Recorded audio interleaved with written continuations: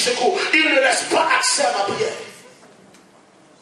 Il m'a entouré de murs pour que je ne sorte pas. Je m'occupe. Il dit, il a fermé mon chemin avec des pierres de taille. Il a détruit mes sentiers. Est-ce qu'il y a quelqu'un qui m'écoute ici? Il a été pour moi un ours en embuscade, un lion dans un lieu caché. Il a détourné mes voies, il m'a déchiré, il m'a jeté dans la désolation. Il a tendu son arc, il m'a placé comme un but pour sa flèche. Il a fait entrer dans mes reins les traits de son carquois. Qui veut dire, je suis sans force. Je suis pour tout mon peuple un objet de raillerie, chaque jour l'objet de leur chanson. Il m'a rassasié d'amertume, n'est-ce pas, un peu le sentiment qu'on a. Il m'a enivré d'absinthe, il a brisé mes dents avec des cailloux. On a l'impression que Dieu nous a couverts de sang. Tu m'as enlevé la paix, je ne connais plus le bonheur. Et j'ai dit, ma force est perdue. Je n'ai plus d'espérance en l'éternel.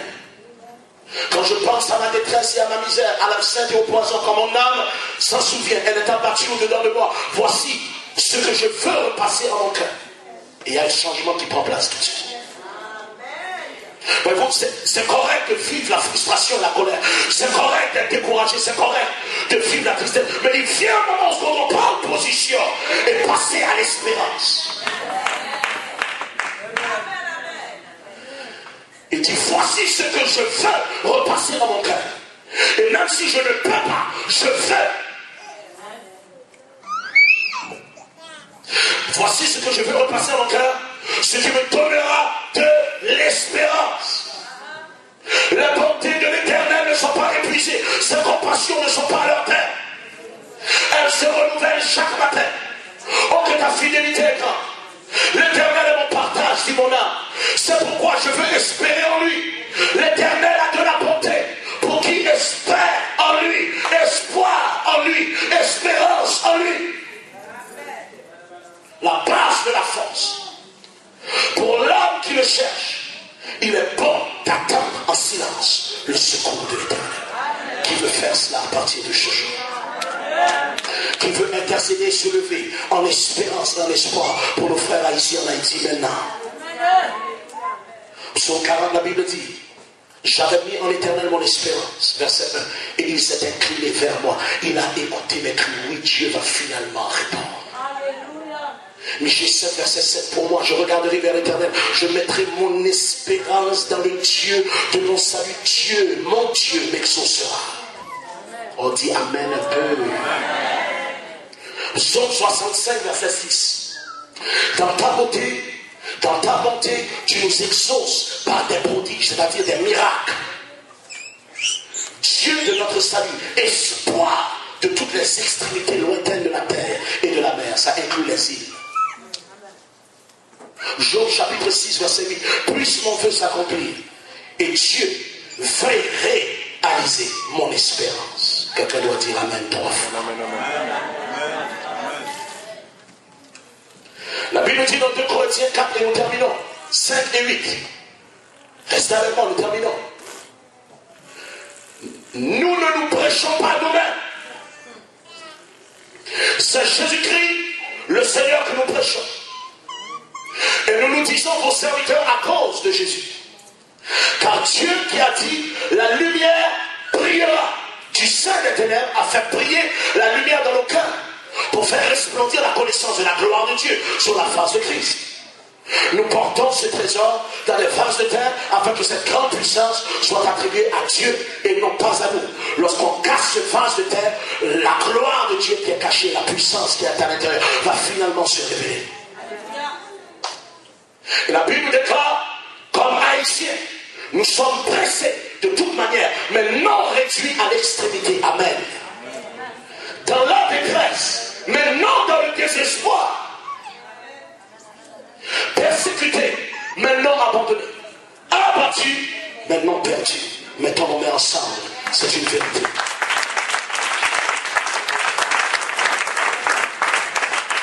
De Corinthiens chapitre 1 verset 7. Et notre espérance, dites notre espérance. Ensemble tout le monde est notre espérance. À votre égard est ferme. Parce que nous savons que si vous avez part aux souffrances, vous avez part à la consolation. Nous avons souffert. Maintenant, nous sommes qualifiés pour la consolation. Nous avons été crucifiés. Nous sommes qualifiés pour notre résurrection. Il y a quelqu'un qui doit se réjouir un petit peu plus que ça. Nous avons été humiliés.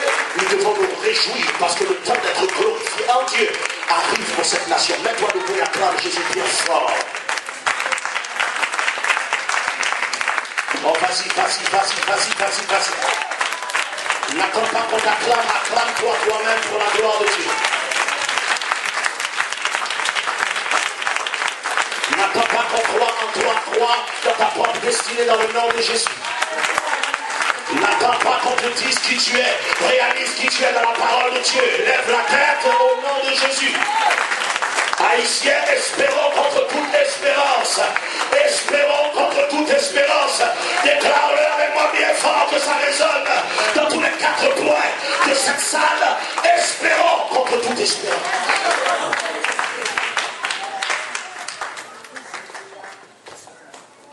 J'ai entendu la voix du Seigneur m'inspirer ces paroles, j'aimerais le déclarer. Dieu te dit, de ta poussière tu te relèveras et plusieurs marcheront à ta lumière, Haïti. Je le répète. De ta poussière tu te relèveras et plusieurs marcheront à ta lumière, Haïti, dit Dieu.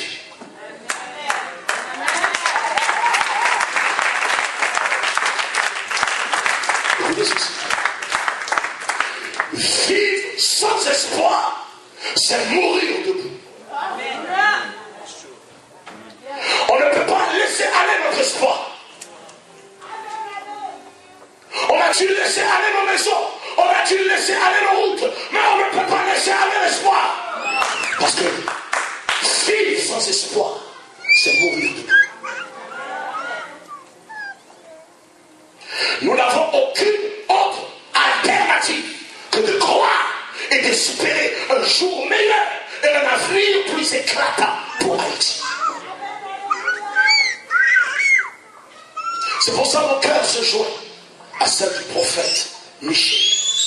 Dans le livre de Michée 7-8, la Bible dit: ne te réjouis pas à mon sujet, mon ennemi, car si je suis tombé, je me relèverai. Si je suis assise dans l'éternel, l'Éternel sera ma lumière.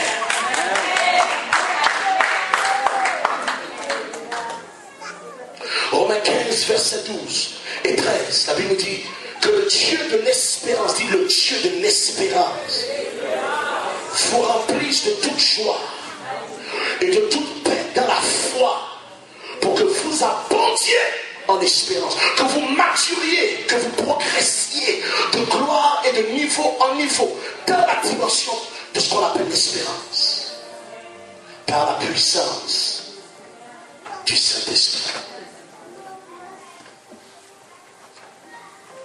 Haïtiens, chrétiens ou non, le temps est venu de comprendre qu'il nous faut espérer contre toute espérance. Que Dieu bénisse. Il y a invincibilité dans le nom de Jésus. Pour que quelqu'un m'aide à prier ce matin, élève la voix lorsque Dieu nous déclarons dans le nom de Jésus-Christ de Nazareth que le temps du désespoir soit cassé, que l'oppression du découragement soit dissipée, que tous les anciens globalement